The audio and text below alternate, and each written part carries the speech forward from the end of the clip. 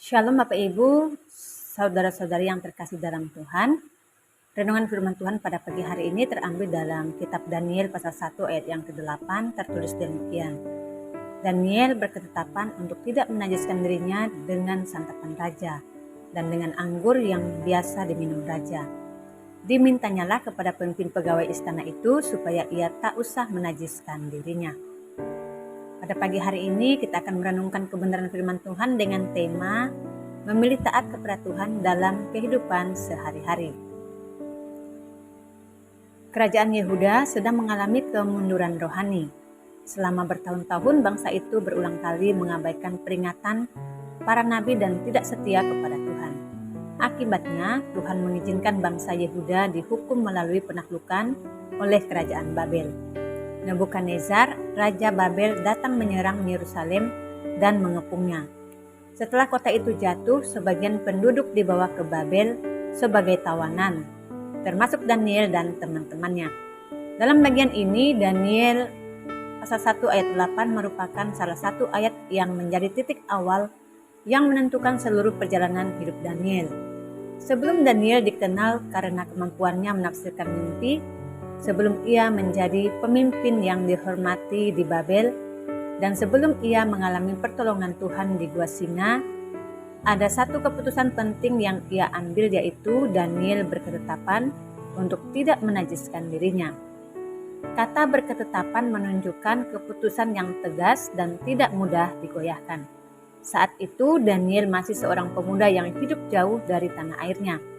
Ia telah dibawa sebagai tawanan ke Babel, sebuah negeri yang jauh, penuh dengan penyembahan berhala dan nilai-nilai yang berbeda dengan iman yang telah diajarkan kepadanya sejak kecil. Daniel kehilangan banyak hal seperti tanah air, kebebasan, dan lingkungan yang mendukung imannya. Namun satu hal yang tidak membuat ia kehilangan adalah komitmennya kepada Tuhan. Alkitab mencatat ujian pertama yang dihadapi Daniel bukanlah ancaman kematian atau penganiayaan yang berat. Ujian itu datang melalui sesuatu yang tampaknya biasa, yaitu makanan dan minuman dari santapan raja. Bagi sebagian orang, masalah makanan mungkin tampak sepele.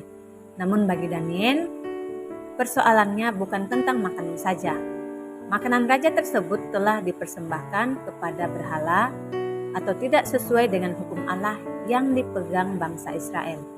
Karena itulah Daniel tidak ingin menajiskan dirinya. Apa yang menjadi hasil buah ketaatan Daniel? Pertama, kondisi fisik yang lebih sehat dalam ayat 15. Meskipun hanya memakan sayur dan minuman air putih selama masa ujian, tubuh Daniel, Hananya, Mishael, dan Azaria justru terlihat lebih sehat, segar dan gemuk daripada pemuda-pemuda lain yang makan hidangan dari santapan raja.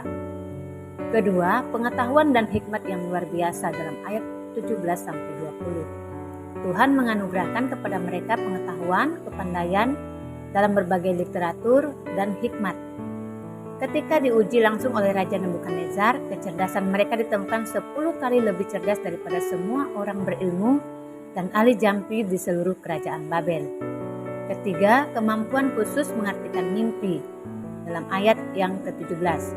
Secara khusus, Tuhan memberikan Daniel kemampuan istimewa untuk memahami berbagai penglihatan dan mimpi.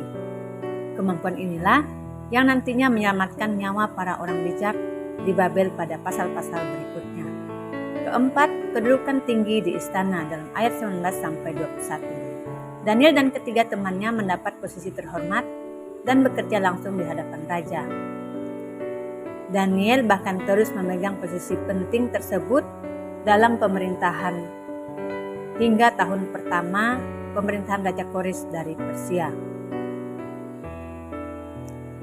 Melalui renungan firman Tuhan ini mengajarkan kepada kita sebagai orang percaya bahwa ketaatan total kepada Tuhan tidak membawa kerugian, melainkan menghasilkan pemeliharaan yang utuh atas aspek fisik, mental, spiritual, dan karir kita. Dengan demikian, memilih taat kepada Tuhan dalam kehidupan sehari-hari merupakan sebuah keputusan hati. Dalam kitab Amsal pasal 4 ayat 23 tertulis, "Jagalah hatimu dengan segala kewaspadaan, karena dari situlah terpancar kehidupan. Selamat beraktivitas, Tuhan Yesus memberkati.